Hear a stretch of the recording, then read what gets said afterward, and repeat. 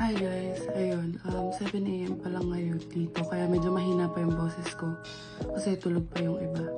And ngayon papasok lang ako sa school, Friday ngayon, and kakainin ko na yung baon ko kasi wala na siyang space sa bag. Sasama ko kayo sa gala namin today.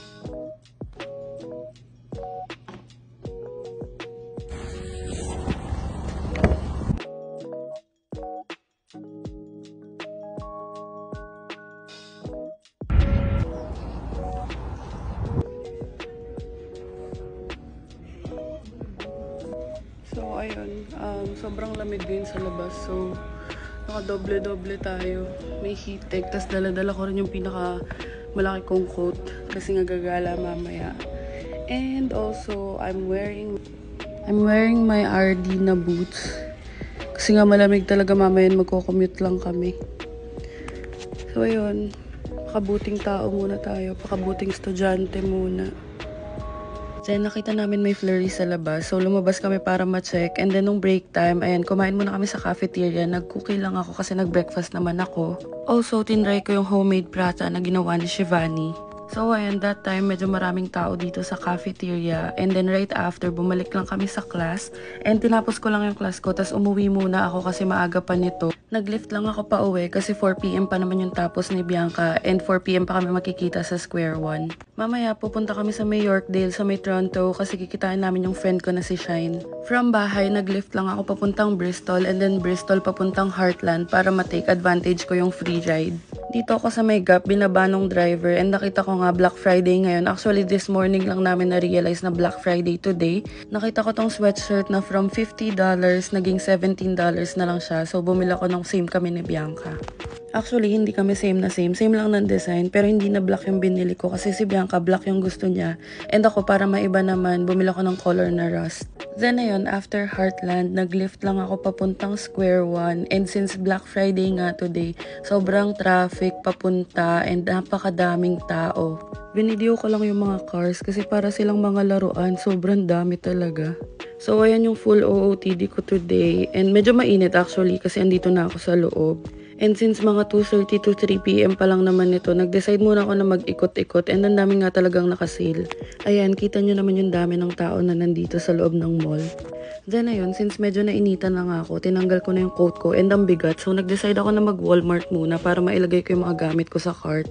And then nag-take ako ng video dito sa escalator na amazed ako kasi meron siyang sariling escalator para sa mga cart. And if you're going sa mga selected na Walmarts, meron silang ganito and hindi ka na mahihirapan paano ibababa yung cart mo. Bumili rin ako ng ilang ingredients para sa Oreo cheesecake na gagawin ko, which is a wrong move kasi nga pupunta kami ng Yorkdale. Then ayan, finally dumating na si Bianca and nag-lift lang kami papunta sa Go Bus Station. From Square One to Yorkdale Mall, isang go bus lang naman yung tinake namin, and at this point parang mga 4:30 PM pa lang, pero parang mga 6 to 7 PM na. Then from Go Bus Station, very accessible naman yung Yorkdale Mall kasi may daan papunta dito. And syempre, as expected, since Black Friday, ang dami pa ring tao. Ang unang bumungad nga sa amin dito is yung Craig's Cookies, which is one of the best cookies na na-try ko. So ayan, syempre, the temptation is strong, kaya bumili muna kami ng half dozen, which is $17. Super cute din ang packaging nila kasi may heart rainbow na sticker pang seal. Dumaan muna kami sa Foot Locker kasi ang tagal ng gusto ni Bianca nung Dunklo, pero wala yung size niya. First time namin dito sa Yorkdale Mall, and ayan, meron ng Dior na 3 and Willy Wonka na booth. Then ayan, finally, dumating na si Shine and nag-decide kami na kumain muna sa food court kasi pare-pareho kaming gutom na. And as always, Shanghai 360 is life. Then ayun, kumain muna kami and nagtsikahan, and then right after, we had Craig's Cookies for dessert. And besh, masarap talaga siya. You should try this out. Marami rin silang selections ng flavors like Oreo, Nutella, M&M's, and stuff. For the taste, it's a bit sweet pero may pagka-salty din siya. So for me, perfect talaga siya kasi mahilig ako sa maalat and matamis. Naglakad-lakad muna kami to check some stores para dun sa Dunklo ni Bianca, but it's either wala yung color na bet niya or walang size para sa kanya. Itong Yorkdale Mall, para siyang SM Ora sa atin sa Pinas, but very aesthetic and ang dami ring luxury brands dito.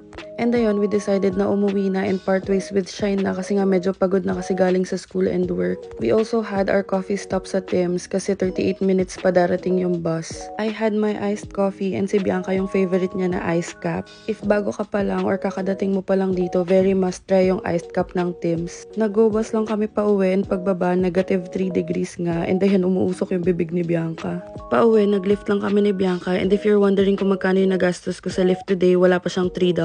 Very convenient niya for me and if gusto mo din, nasa bio ko na yung link for the Lyft app. If di ka pa nakakapag-like, please do like and follow our Facebook page, Adventures in Canada. And yan yung mga ganap namin for today. Thank you for watching this video and I hope you enjoyed it. See you on the next one!